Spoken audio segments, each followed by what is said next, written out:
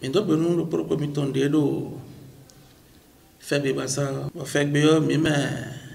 bo koron we po yen po an do ko do turo pro poji ba mi karo na do benu onoga ola oluwa be souvein menebe e me do po do tron pe to reka alafia e wa zeti to dai ba mi na no ki je dule po an do ko deji mi do be do ni do fa funa wa lo funa wa ay ronja we bonu e ronja valu tron kunde ple akatankali ple ade ele to ko ka kezole ben fenantini wando to na fa mi to le na no ganji karamboto agona boto a eja valu to ko so jogo ni we do alina woni no filepi bo no e baede bodo elo le bi se blo e na je propo kan lo po do agba safio bokono aklasu sio enai medero bokoto me do feto me bono do hodo tuji do adi si mede mi do yin bokono aklasu ganga aboru aboya bo chiche do ami o mi mo bokono adunga e do so yin me do podo feto me bono do hodo duji aboru aboya bo she egbe mi gan do hodo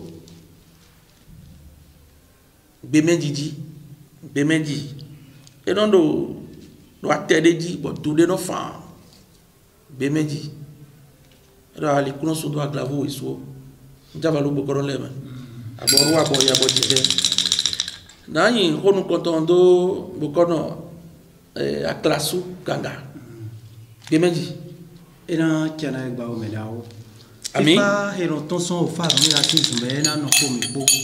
bo yi na yo gigo na yo ami mi zimi na mo kunde me ami me ro pipon mi ro jire me le popapata mi do ndo me popapata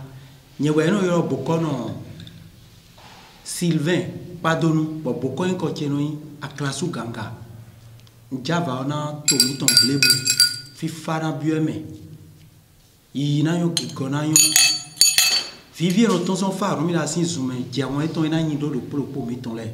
we po mi na je gbe meji mi na khonu mna ayi won lo we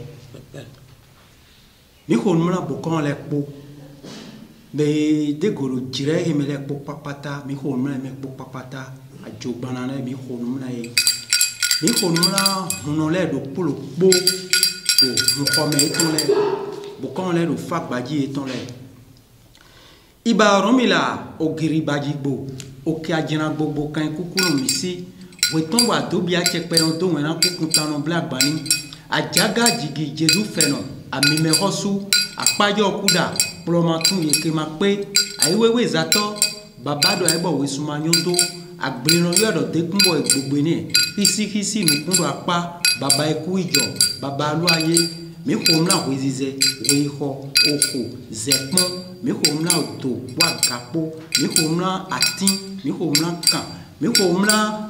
azonwano azontombo madonu bogbele boboro manye sunu boatin bozume hon legba go yangidi yangbade masute ho chacha nu ato beji zonzon to avaruna we mi ko mna dudu ajale opejogbo oyeyelu oba tala oko afin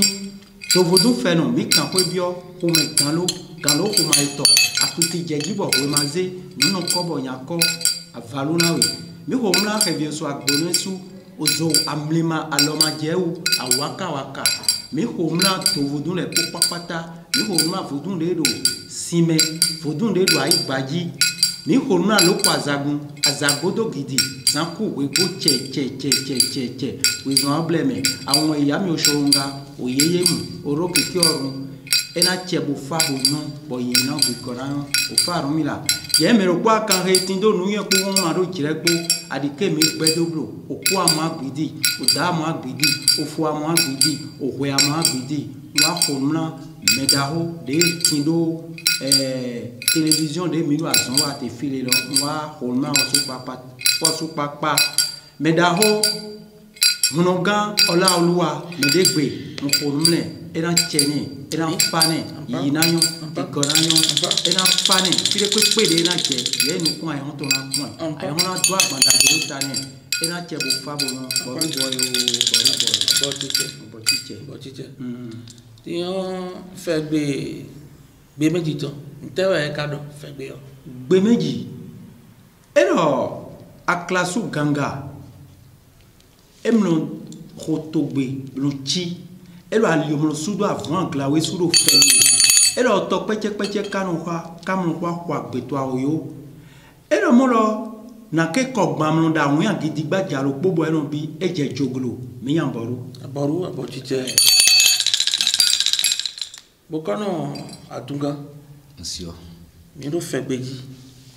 o do gbé méjì kan gbé méjì o chetura cheklewo ena to che tuba dagbeje na yin itan wa fun lo mi do ndo melepo ma go ani oji mi do olan toru do awalu keke agbadi di kuri di ajagbele aja fi eyin lu eyin woro ojo apon la pin yewu aje la pin fún wọn lóde Ìbíní Òkun la pin fún wọn lóde Oníràdà tati were la pin de wo Ọ̀rúnmìlà nígbà tó sí nlé nígbà tó dé ó ní èyí tí a pin de ó ti tó ọ ó ní tí ó bá lọ sí ibi apá òkun òun Ìlàjì Ọ̀sà tàbí ìlú Ilé Ifẹ̀ ibi ojú ti mú pèrègede wá sí ilé ayé ó ní bá kápò rẹ bá pè ọ dandan ni kò jẹ́ àpèyọ Ọ̀rúnmìlà Ifá o rọ̀ á o èrèdì àbọ̀là Ifá miyan boru ela miyan boy Ọ̀rúnmìlà miyan boy sero aboy abo tije tetula cheklewo olufo agbon gian so bidire okuta Afrique bi aklan sogbe ni ko ni ho ayo dagbe na mi do mi na kendo gbe mejiji bo ko lonton bo gbeton le bo si a cheme we mi no yodo ejiogbe edo ayiro ehun hla olon bo so hun hla ogbe edo gbedewe awuya gbedewe awugble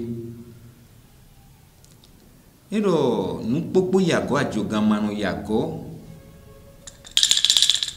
osojenu gbọn emuno jakidi gbọn edo to pechepeche kanu kwa kamu kwa gbeto awoyo edo asio bi konke de lo emina gboloko àwọn no to na gble edo nu ete kokoro son ma ponten gbogbo so te fi son ma monten wa edo fino ni ya o si anjakin lo fiji ini gba trufle edo ajurumno sudo ijiogbe mo ajurumno sudo avant glawe sudo fe yuroji kanji edo azagun loko mo bo abo ekuno chion atin vole makano yagban so loko lo sumegba edo iroko ntekutan araba ntekutan edo opakija wenu dopa bo je hono hoy usomno dopa bo je hono wegba edo meweno edo ayiro ikaka bo igban oto ikaka bo igban be meji miyan boru na bukale to shisha boya botije bokara duga na ko che bio febio ni atone tande ka do fine lo gbe meji jia o tande ro gbe meji mele supo be vile de ko ai ha jewe minado to mina gbero tan ton le pogo sana ko ai na so hon amo lo clume gbe meji e kanuna to me kwa ton bo yele no to me bo toro nyon bo toro no se bo toro no to gbe bo toro vivi no jacho bo ye fon ye no son po do ni wason ye ka yi wason lo sunu nyonu meko yokpo nunde mero plopodo ironayi ye mo afo anzejo amomoto anzejo amonyonu anzejo nude inagbero kunku mena mekoko inelebo ason eton na lu vivi kona yi yenu bi bayi bo nde macho lo feto me we nenu ye ka wa yiropo bo agoja bon yo na ye moi lokpa attends boka wa na ye flan ene akwa ene deji akwa ko lo nu ton ene deji ye ka wa ja ko gbe we po no yi ko ye ton le gbe ajiro clan letin boyan yo clan ton bon o lo ji eno je o mi ro plo no kun ajiro eton flan eno ma you no gbagbante bo mi ro plo ye eton le we eze pe ro plo na mi ro plo ah me un ke me ko ene lo le mi mo fa o su papa wo entitan mi mo legba boko legba o su papa e ba ya we to mi amo ya mi ton le mi no na le e be mi atonto o fa de alo boze ko titan ko lo kolo ah legba do wa bo de pe na ewu e don do yin erun kan fa ro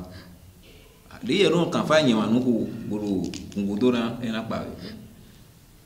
mi no le ro mo yin ma ida ba ja lo me ye na mo fa buka ah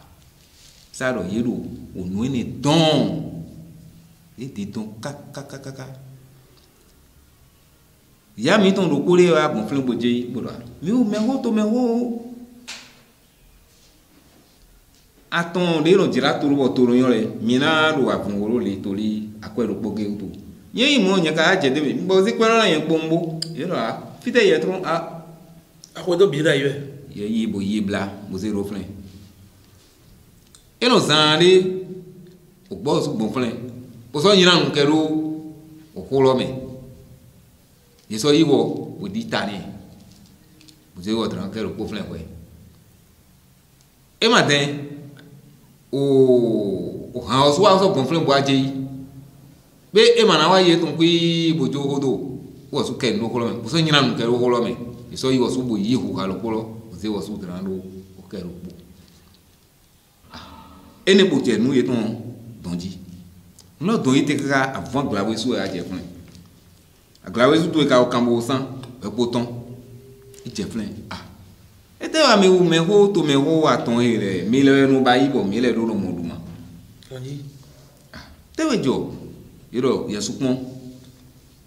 akwe ne e mana me aton do po le po lo yen do yen na yi wo lo mi na yi mi de re mi na yi do ah ni do mo we e mo sin gba wo ni akwe ne lo mi gbogbo zebu kun to zero friend ni mi kun to ze ko lo to lo me friend jan we ni ye yi kakaka mo ye je ayo kan loji ana mo ya che e pon yi bebe aso ton aso ya che resi ene aziza ko lo ton de mi no gbogbo zero to lo me e ran friend tegbebo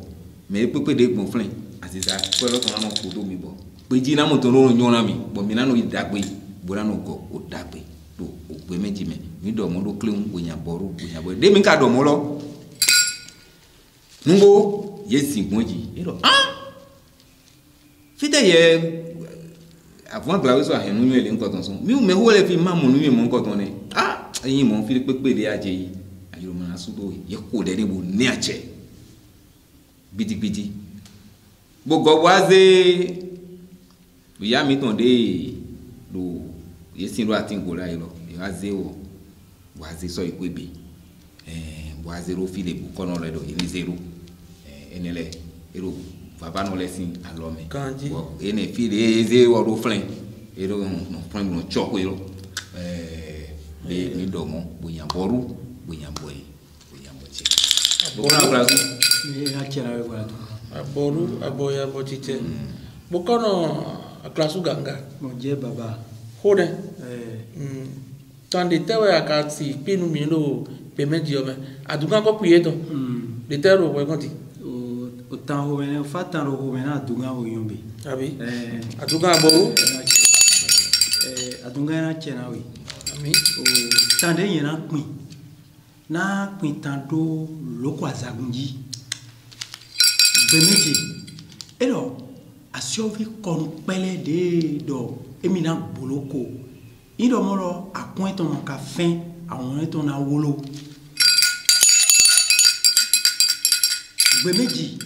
we kan na loko azagunpo avlapo ye basi honton non vie ido moro avla efon avlatin eno do ama gbaja de nye fon eno yi mla weton loko sin we bi nye fon eno yi loko we nye fon eno yi loko we mi ka yin lo mo lo do gbe he me ye no yin tovi no vi bo eno fana mende hu gan mele e fana loko hu gan avla bo avla wa pon kaka bolo mo lo e mi na no mla we mi ton loko de baran ha fen pele e mi na mo ndu torí loko elo ten robo do me iye da atutu de file e da o de file bo lampo ino zewane ye san vo de file we yin dudu ino zewane ye kanfa po san vo enya vo ino ad plane ene odo susudo avlasi no kume loko ka o yi fazun bo itefa bo ye dosene no mo lo meido lo mewe no weji ndido medao adunga bokono adunga ndido osagbe ne do fegbe bebe di tome la ila osagbe do meido mewe no e do meido me no bo loko din eyi avlado bo ye do flen kaka avlasin loko sinu e wa chenu pin bi ona avla kanu do okanile gbon agbasa eze kanu po che loko bla loko bla loko kaka loko mamu gigeze temba loko amulo emi do awutuje loko ayi kweton po lilido ta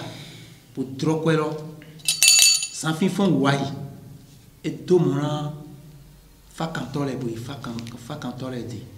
bo e va fa bo mlan fa kaka chewele to ye jai body jogbe jai yero meido meno akaido bo mero to klado we onya mande mero son ko me bo mero na huwe mo be te to ne mo yi medo nye yi medo ko si de na ba e bon iran to gege do mone be do mone bo kono wa do afo we na san bo ni afo san le ni de ni afo san le ni de kun ka do afo san lo le me bo e mo afo san lo le afo so gbe na le po bo e be so yi bo kon le we bo e to ye e san foro e to ya foro ji e to ye ji ni bo kon di dona loko tin do mo lo ni je pe gbe lo ni bo ze aforo do e de si ansame bo kun de aforo na ta bon bo kon avla egbe ble janwe na ku jen te egbe ble loko gbe ko avla si an lo me sien na ku jan loko te boy san foro bo azero akon ni ton me avoro do flen kaka na ya san pelele so gbe an tole yen je zame yele kanu yan gbe bo ebi onu kamen o zame ro yi bo u jan e ganzin ye mu ganzin we do mu na ganzin ro gija bo yan ganzin ro kaka ganzin ro sin hihun e wa bio loko tin ro si ansame o kun to loko tin ro si ansame bio do me fene bo bio loko tin ro si to lo me asai ton me bo do voda cleansing ko te kindero e do savo na loko do savo na duwe dudu bo de so gbe atole ye wo so mo je loko lo si ansame le ye wa mo alin de ro san fo do flen da ile alin ajime asiovi ye mo do loko lo si ansame ye mo no ele lega de je flen ye ze ani ye ro kunkun kan zi tin to lo ye wa ze ajime o avlasin o kande avlasin kande bla loko ye ze ajime lo pro kan lo jase sembi ja kan lo se patapata de asiovi na jale asiovi ja ye san kan lo re pata so pasana loko loko fo bo loko evo bo mo wiwe de loko mo wiwe le loko amu azanga bega bo afo atana loko e loko lo aganson avlasi ndo mo nya bo na bo kon le po lo feto bo kon aduga kan ko je bio fide loko do vori one fin loko fu tv to gbedo meido mewe no loko tu mo woti bo avla ne wa do na wi wene fo ka danu loko o to won le na no ko ka do pro mi tan o kan we ne mi sero be meji le o ko ro atuka kan ko bio o mo ko me te ka do be meji ah gbemeji gbemeji me bo mi na se din we de mere supo be gbemeji oro gbere awu blebe nplo me de me do hodo di de mi do gbokule po me fle ni do horo me yi do osusu gbemeji e juro gbeto ja nde pepe wa gbe ni idokoto le tamekun ye ni gbeto so ja hodo gbe lo otande ba mi ton aklasu ganga ekpidi o atin uto do su de ja hodo gbe ye kun do pe de ra yi et ma do ko pam. Le français be do il faut tourner plusieurs fois sa langue avant de parler. Et do ni mi bo fondo mi ni no ni tarne pon we to bo do ko be meji do ko gun o fi ha ni lo le we be meji me le supo kanji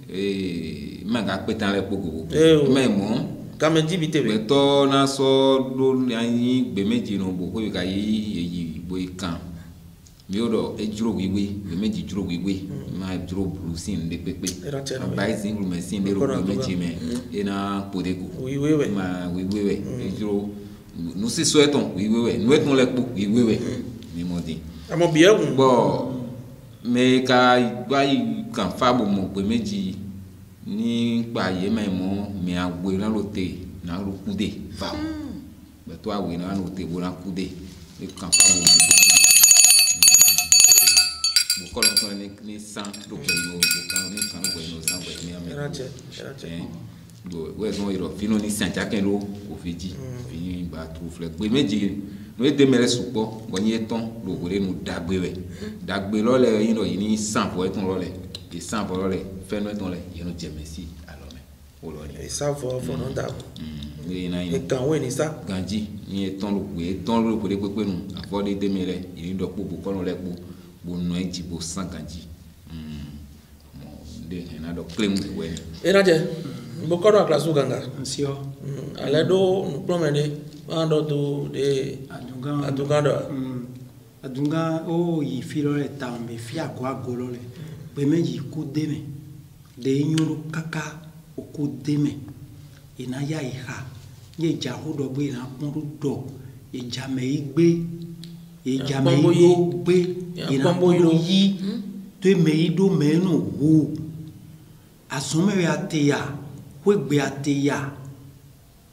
aja ni le de pepe ba gbe a da ihome titengwero pe meji me de te bonyoni otulo manyira tule pepe manyira do fe adramande we do fanyira gbe meji ero hintaya yeni tai home do wanu ye jaho do gbedi de mi odo ro bon yo gbe me dai yeni lede wula nemunde we pro do ho gbe meji eso do melo e mo do ho do agume gija ena po ho do home to yin ro ho do ina nyon odueji ina nyon ni nedero ayimene wedo nule na wa pe meji to sen mo flen le popo we into suton mais to suton kerele so do mo fide am pe meji na zemi do aka adunga o do holo le susu de kaso do bon de do mo jama e so tiro ayimene so ekene bokono aklasu man no titu ebonu sude kade mele mi kodo diro pere po conseil po support mais su vivere letimo a dodo gbe mejo jidi sude ro gbe meji me egbe ahanu indo melodo ahanu ena zeda gbe tun bo wana melevo yenu ahamu e ko me koja indo ena doho de do nunglo desile ela do pople poton to ya ha bio home na me ho e po nunglo do home ron do ton ido mulo eso atanu e ma doji yeso a osunu e ma doji yeso me ido dide me ido do la e ma so an doji nususu deme e na no sudo do kweji e na su kudo kwa jiji sin to ta do foto azonto owe torí ayiro e huna kubo huna gbe nu de flin le siegbe ina chena bokono dahole bo fifa na tine ko itombele ina donu kume poli jogbe imele ifazon bo te jogbe mene emno do akiji pan mene emno do ajagbalu sina avumi no yoro bon ajagbalu ni ba ajagbalu sina do o dans les tout l'homme dans l'homme andori ça tu es ancien inflin mais né et non doit avoir le ko ni do dele gbe poro atunga si lo e ju so ko na tuka interdit français be do interdit mais fondo sous le terrain kado tetra que be meji no mai mede na no to sin fumene dide ba chi bokona klasu doru aha sinsin enu mai gbe meji no gbe meji ona hona mesi bi ba ni ma di atra ton le ni sume bo su no le bo de sensi lo sume era ba mesi chewe ni sunsi e ga yon si e ma yon ba ye na do mi na wa mu timiti susu na imeso e ga do ni ka ba ye ne lo nuna ina kwenu tutugo do no e kan fa wa ki gbon ma do si kaka je gbe ro ni tabi so lo yi me ka bi so si asi ro pe ninu do ko no le sin o fe to meton e ma do ayi mesi e ma do andu ndo chanzeme to me di ma do andu ndo chanze no zeme fon lewe do moment zeme ma do andu et sono for the balo anse ki ko de me ba ne be meji ni ba ro pan me ni be meji ajina kuna otana o zankhele de pepe ma yin ton kwali dede ba ti doro ajagbalu sin la enele ma yin ton 15 osu be meji no 15 du ina ko de gondo pe do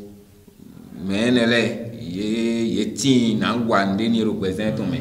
mamodi menele tin na wande ni represent bo nye ka iro la e ton du e ron du la gbeta gbe ato me ton ene o du na mo na nu ha ne e je boko no le de je ton bi an e na do ni ko le o adunga o menao o de o survivre a we de gbe po fe flin loko o wa se loko e do na hio loko un davone koji ori blanc hodela na yone yoro hodela loko mo wa vi po i atine mo do atine kun ete to loko azagun no do avi me lo la he avi eton aha eton bone mu boko da hole kai ina mo loko klu no le aba igba loko klu no we dai hode o soulève sorti atunga boko no wa di mi mu so vivero o tolile era le doa e ma le to pon ye to le fa zumbo mo gbe meji o ma do le atunga ye lo to le ete ngamwe do hona mi no we ma ze ku go le ku we be era ku ga ma era ku to ku ma to le ye so to le ete tu na ku to ku lo me daro de daro tanilo o dare daro tanilo to me to ye yi ton talo era plein so yi oloni dai daro tanilo talo na jure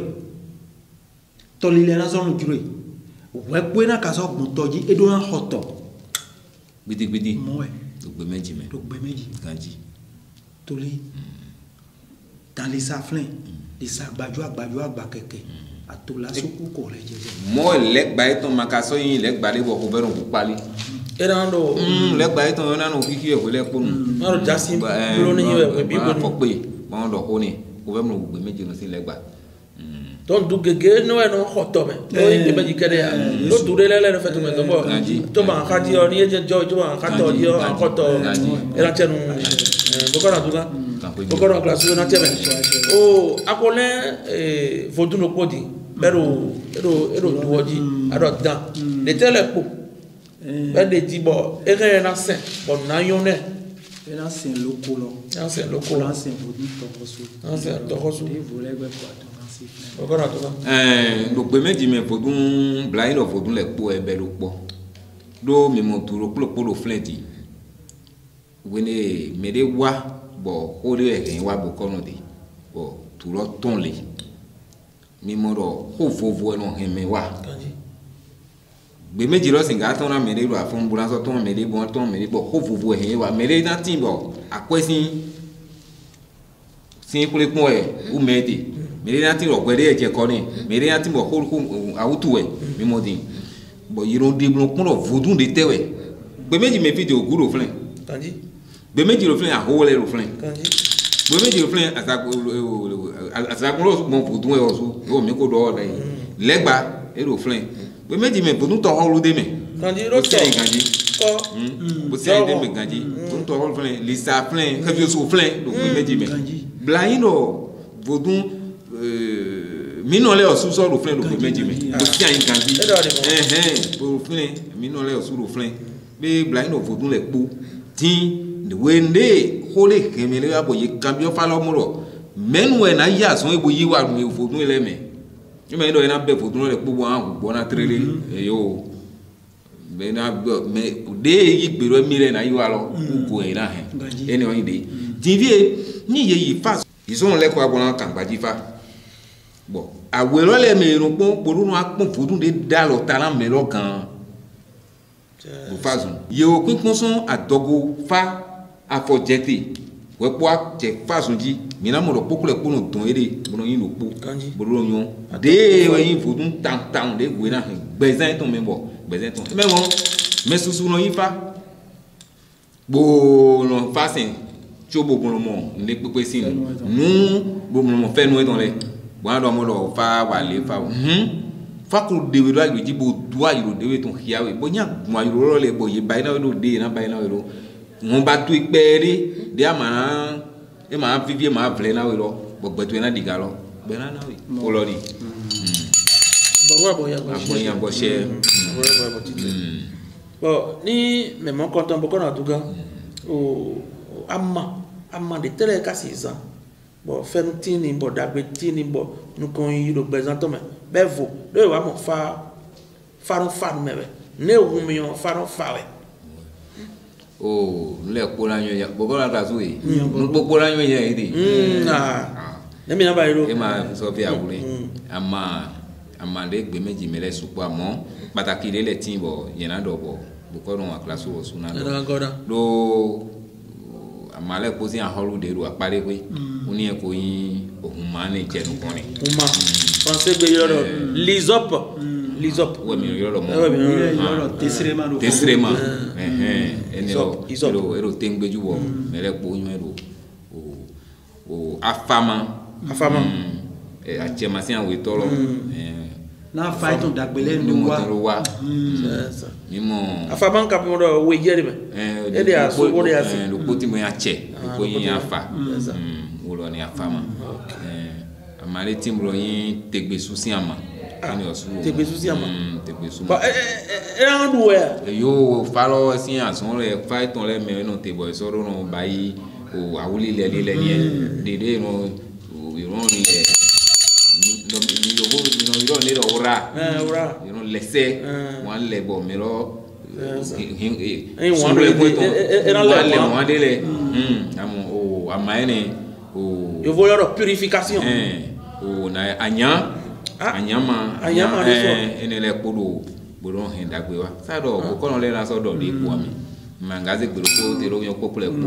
atraso nyamboro anyama de lo ama gbemi ko mama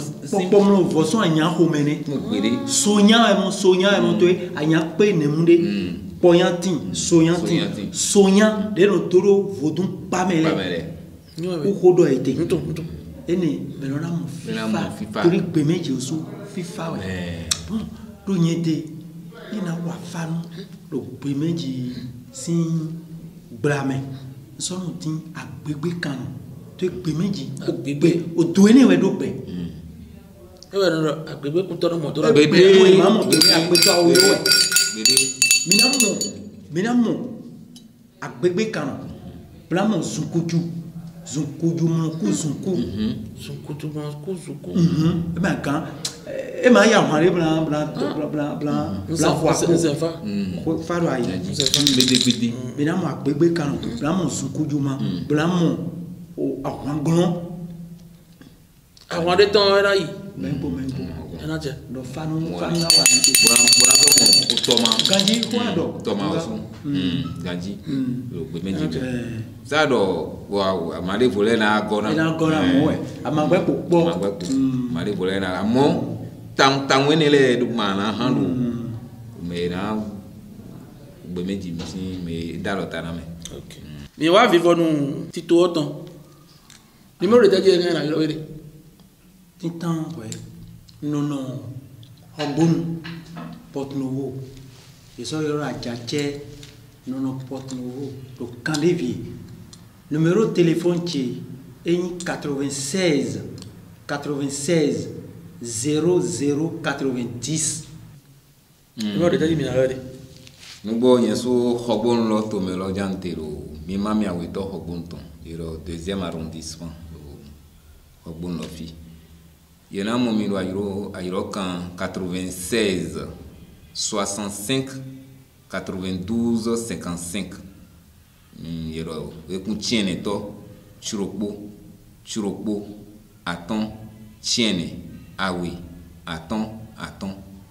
wuloni eyo ena che ndo poropo mi to fe nati dagbe nati